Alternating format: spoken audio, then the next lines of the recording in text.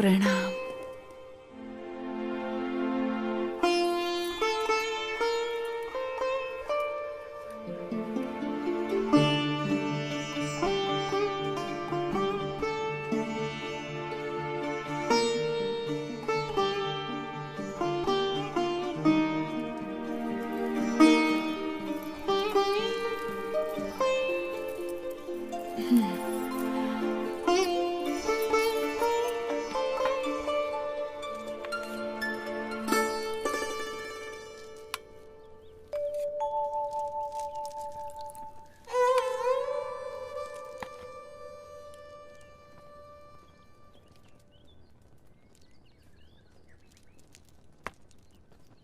वर्णी जी, हमारे राजा धर्म पालन के आग्रही है और उसके फलस्वरूप उनके ऊपर ईश्वर की इतनी कृपा है कि उन्हें इतनी प्रतिष्ठा, इतना मान सम्मान, इतनी धन दौलत, इतना वैभव, ऐसा श्रेष्ठ भोजन, सब कुछ प्राप्त है।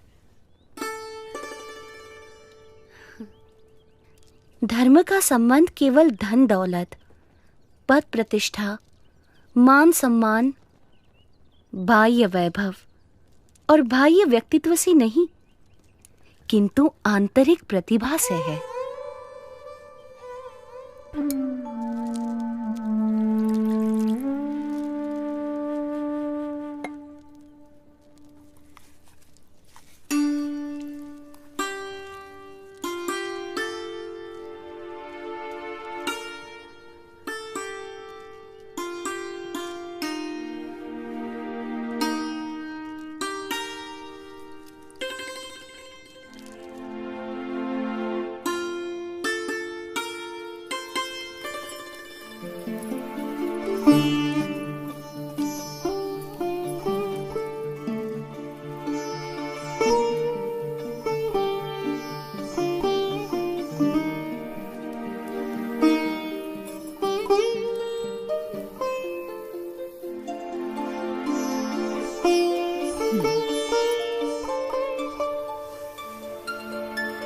प्रभु, हमारा कोई पुत्र नहीं है।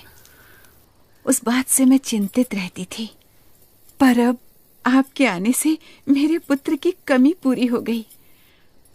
अब आप यहीं रुक जाइए। आपके पूर्व जन्मों के संस्कार हैं और आपका भक्ति भाव भी है, इसीलिए मैं यहाँ आया हूँ। और आपकी तरह और कई मुमुक्षुओं को भी मुझे मिलना है।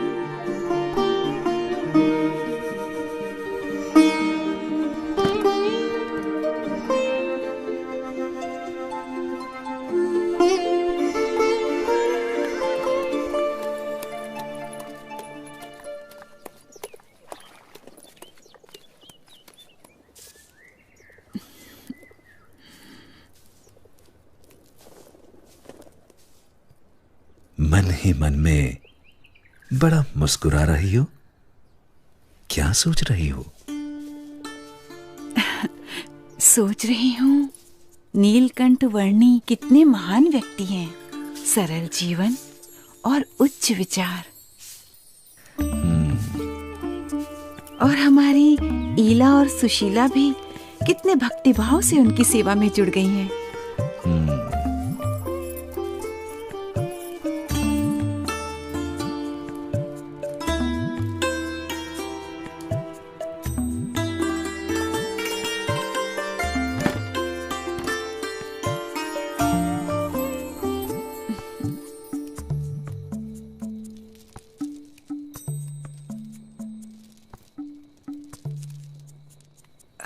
नीलकंठ वर्णी, कई दिनों से आप हमारे साथ हमारे स्वजन की तरह ही बस रहे हैं।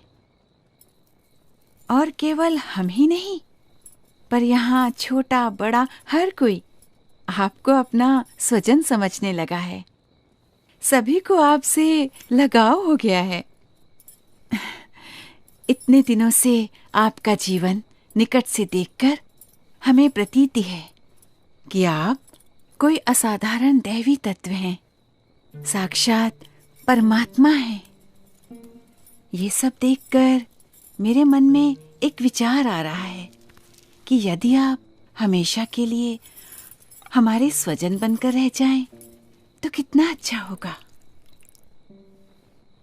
यदि समझ में आए तो मैं तो हमेशा के लिए सबका स्वजन हूं, एक सच्चे स्वजन की तरह हमेशा सबके साथ ही रहता हूं। अब हमारी अपेक्षा है कि हम ये सब कुछ त्याग कर आपके चरणों में न्यौछावर करके मोक्ष के काम में ध्यान दें, और हमारी सारी धन दौलत, हमारी सारी संपत्ति, हमारा राज्य और ईला और सुशीला को भी आपको सौंप दें। हमारी पुत्रियों से ब्याह करके हमारा सब कुछ स्वीकार कर लीजिए नीलकंठ।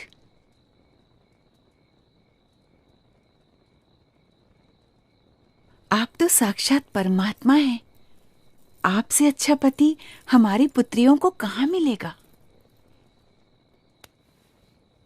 माते, जो सबका स्वजन है उसे केवल अपना बना लेना चाहती हैं। मैं आप सबको सारे बंधनों से मुक्त करना चाहता हूं, और आप मुझे ही ये सब बंधनों में बांधना चाहती हैं। बेटा, अभी जवानी फूटी नहीं है, इसलिए ऐसी बातें कर रहे हो। पर जब जवान हो जाओगे तब स्त्री सुख के बिना रह नहीं पाओगे। जब स्त्री सुख के लिए तड़पोगे तब एहसास होगा कि ऐसी सुंदर कन्याओं और ऐसे राज्य का प्रस्ताव ठुकरा करके तुमने बहुत बड़ी भूल कर दी। पर तब यह मौका निकल चुका होगा। क्षमा कीजिएगा, पर आप मोह में अंध होकर मुझे जानते हुए भी मेरा असली स्वरूप भूल रहे हैं।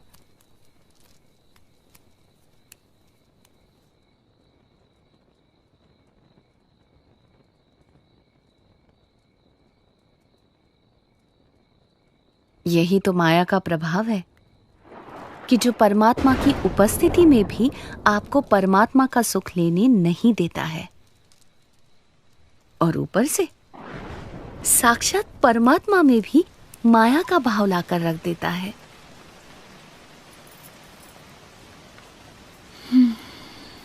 माँ, पिताजी, ये नीलकंठ वर्णी तो निर्लेप है, निर्विकारी है। ये सब मोह माया से परम सुख के दाता स्वयं परमात्मा हैं। वे ऐसे क्षुल्लक लौकिक सुखों में क्यों बंधेंगे? हाँ माँ, मोह से मुक्त होकर और हमारी चिंता छोड़कर नीलकंठ वर्णी की महिमा को अंतर में दृढ़ रखो। हाँ बेटा।